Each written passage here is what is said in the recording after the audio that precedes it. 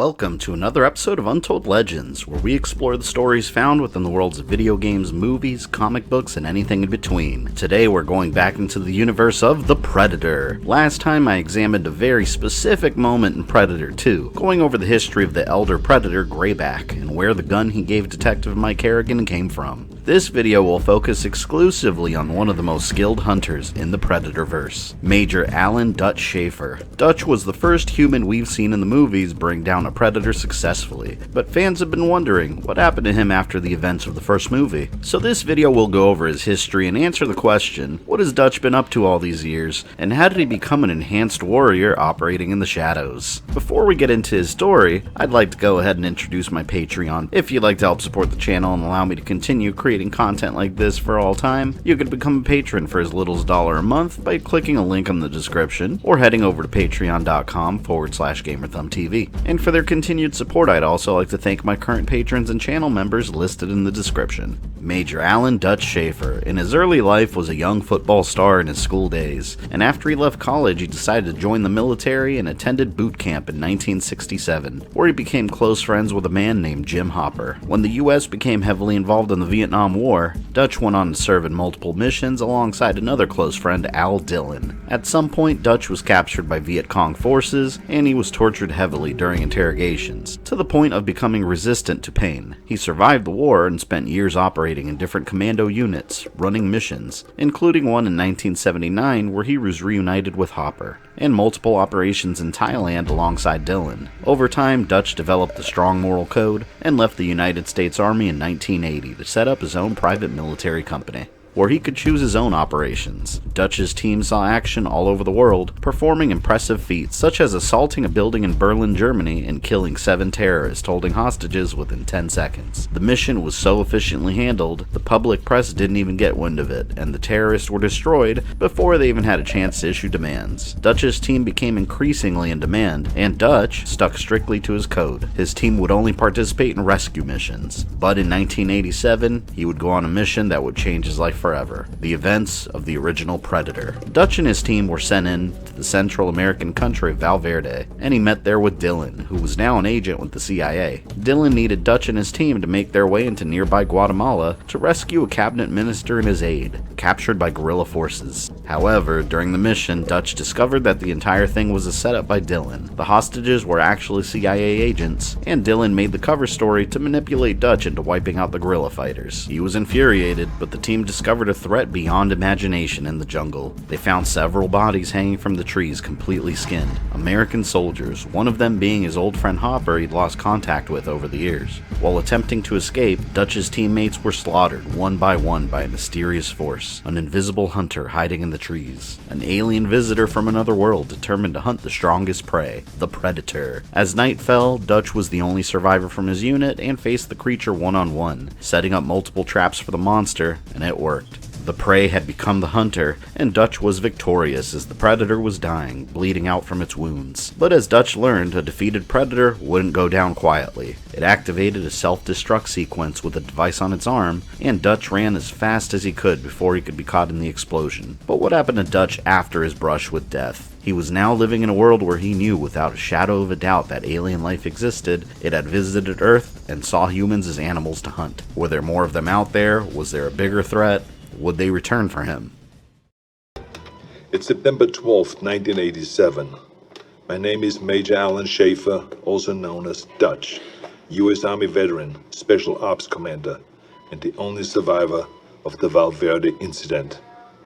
Dutch was taken to the hospital to recover from his injuries after his encounter with the Predator, and he began recording audio tapes to ensure if anything happened to him, everything he learned would be kept intact. While recovering in the hospital, he met Agent Peter Keyes, an ex-Air Force captain in charge of a top-secret branch of the CIA called the OWLF, the Otherworldly Lifeforms Program. The United States government was well aware of Predator visitations, and Keyes interviewed Dutch about his experience. And Dutch told him his story. Within 24 hours, his entire team had been wiped out, soldiers he trusted with his life butchered like animals. And once he learned the Predator's hunting habits, he was able to take the creature down. But the Predator left no evidence behind besides a crater. His ship had automatically returned back to his homeworld with a record of what happened during the hunt. During his questioning, Dutch realized that the government couldn't be trusted. Keyes would send more soldiers to their deaths if it meant the OWLF could capture a predator alive and steal their technology. Where Keyes saw opportunity, Dutch saw only a threat he believed could return. Another effect of his predator encounter was the radiation sickness it left him with from being so close to the explosion. Dutch began hearing more and more stories about demons in the jungle that took men as trophies. He had to investigate the stories himself and couldn't wait for his treatments to be complete in the hospital. He left the hospital and went completely off-grid. In the public world,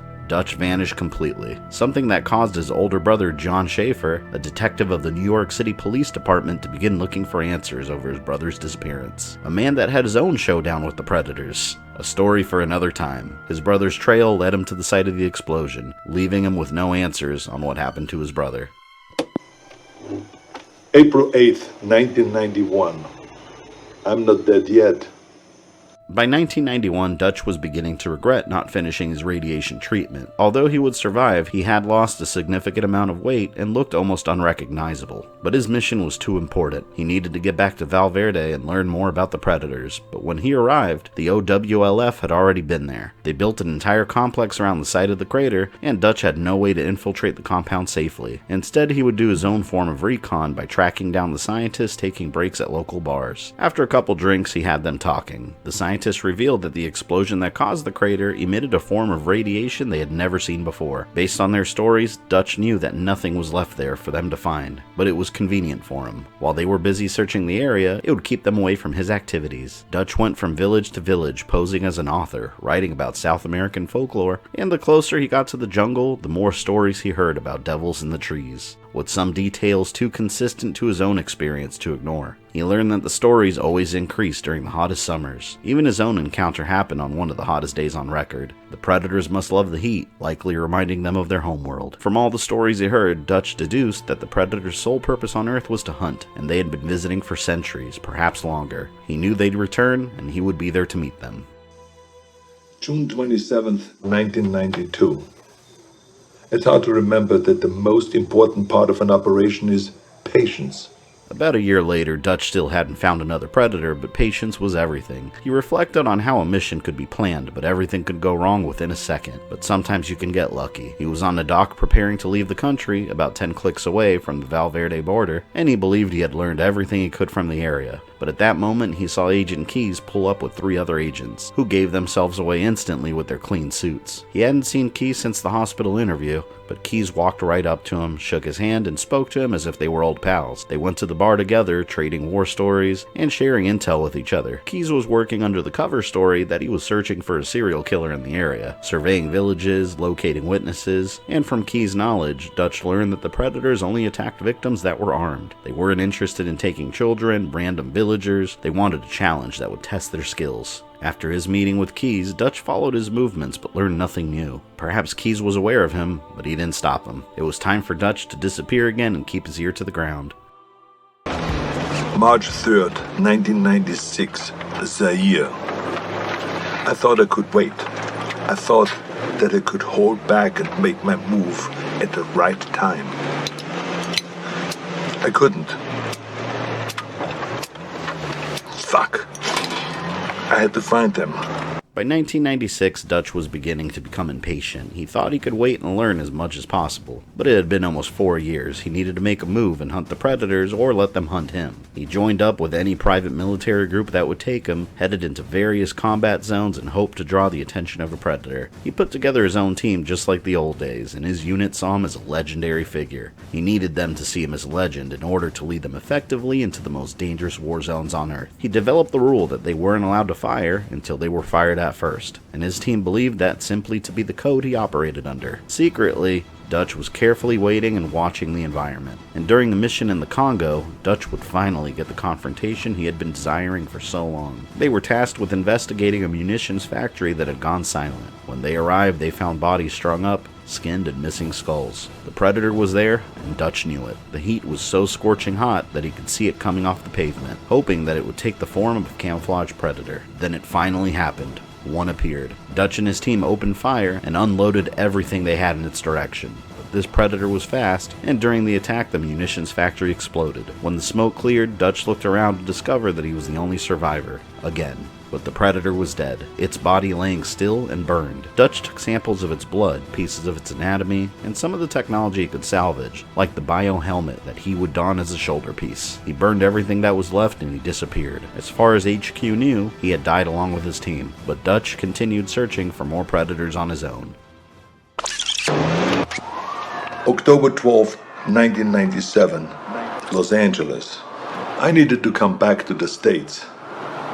It wasn't impossible to sneak contraband through customs, but I wasn't willing to risk what I found in the Congo falling into the wrong hands. Dutch didn't want to risk what he found in the Congo falling in the wrong hands. He had undeniable proof of alien life, but he didn't know what to do with it. He was a soldier, not a scientist. He needed to get back to the States and figure out his next steps. In the meantime, he bunkered down in Mexico and saw on the news that Los Angeles was experiencing a record-breaking heat wave, and the city was engulfed in a gang war. He had studied the predators so much that he felt himself beginning to think like them. He knew Los Angeles was going to become a hunting ground. He could feel it. He decided to go to the city and prepare for its arrival, but once he arrived, it was too late. Detective Mike Harrigan of the LAPD faced off against the Predator and defeated it. As usual, the OWLF found crumbs. The ship had already left. Dutch did find the dismembered arm of the Predator in an alleyway when he was following the trail, but he became careless, and the OWLF captured him. In custody, he learned that Agent Keys had been killed by the City Hunter. They had no leadership, and the organization was falling into disarray. Dutch negotiated his release with the OWLF with the technology and samples he found in the Congo. It was clear they actually knew very little about the Predators, and they needed someone with expertise on the subject. He offered his services as a consulting advisor and used the opportunity to work with them to continue his hunt. It was only a matter of time before the predators saw him as a real threat, and when the prey fights back, it's no longer a hunt. It's war. March 3rd, 2008. We've gotten good at killing predators. By 2008, Dutch and his troops became extremely efficient at killing predators, having had several battles with them. Every time they returned with more technology, more research, and funding for the OWLF was going up. The predators were becoming predictable, but things were starting to change quickly. The predators knew humanity was learning more about them and their technologies and their techniques, and they began sending stronger hunters. And one battle with these improved hunters was almost Dutch's last. In Laos, Dutch's team encountered the first female predator in their record. She was completely different than the males. While the males were physically stronger and played with their prey, the female was ruthless and straight to the point. She decimated his entire team and launched a razor net at him. The net pinned Dutch against a wall and began digging into his skin. After so many hunts, Dutch was ready to die, but instead of finishing the kill, the female cloaked and left him there. He collapsed on the ground dying, and experimentation with a serum made from predator genetics saved his life. She left him with a scar in the shape of the net to remember her by. This was a message. The predators knew who he was based on the hunt records that came back to their homeworld, and they had a huge respect for him as worthy prey. Or perhaps it was a simple warning that the predators were being underestimated. Humanity had made itself a bigger target than ever before, and as he recovered, Dutch reflected on a quote by Napoleon: "You must not fight too often with one enemy. You will teach them all your art of war." Dutch thought humanity was learning to hunt the predators, but in fact humanity was teaching them how to hunt more effectively. January 13th, 2019. I knew that the Predator's deployment to Earth would make it impossible to keep all of this a secret.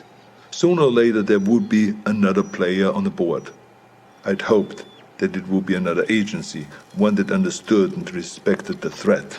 Over a decade later, in 2019, a new organization had replaced the OWLF after it was shut down. Another top-secret CIA project called Stargazer. Dutch hoped this new organization would make an effort to truly understand the Predator threat, instead of just trying to poach their technology. Stargazer was funded, filled with smart scientists, including Agent Keyes' son, Sean Keyes, who Dutch had much respect for. But the organization was also sloppy and arrogant and without morals, willing to do anything to accomplish their goals. They wanted to capture a live predator, and Dutch's rule was to never take a predator prisoner. He retrieved technology, corpses, and intel, but a live predator would put human life in danger needlessly. In Mexico, a predator escape pod was recovered, and they captured the live predator that they dreamed of, a situation that resulted in numerous human casualties. After the chaos left behind by the Stargazer project, the government shut them down and reinstated the OWLF. with Sean Keyes joining them. But Stargazer became a new threat. The remains of the group reorganized and set up bases all over the world that they suspected would become hunting grounds. They sought to become an independent arms dealer of otherworldly weapons. This was the worst case scenario in Dutch's mind. A group selling alien technology that humans would use to kill each other, while predators hunted humans from the shadows. Stargazer would have to be dealt with. 2025. It's hard to believe that I'm still here recording this. I probably shouldn't be smoking in the med bay, but fuck it, it's my birthday, for Christ's sakes.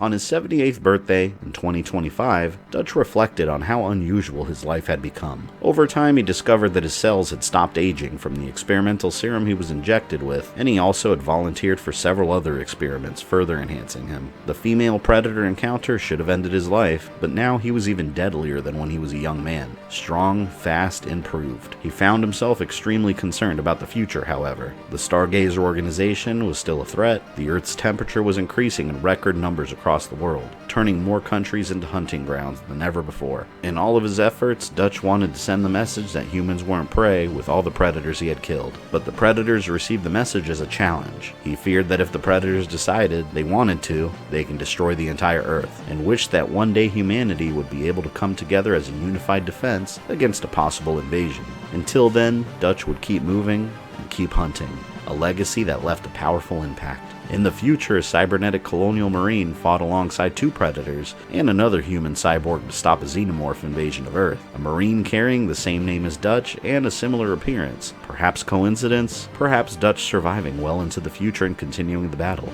Yet another story for another time. And that is the current story of Major Alan Dutch Schaefer, Predator Hunter Supreme.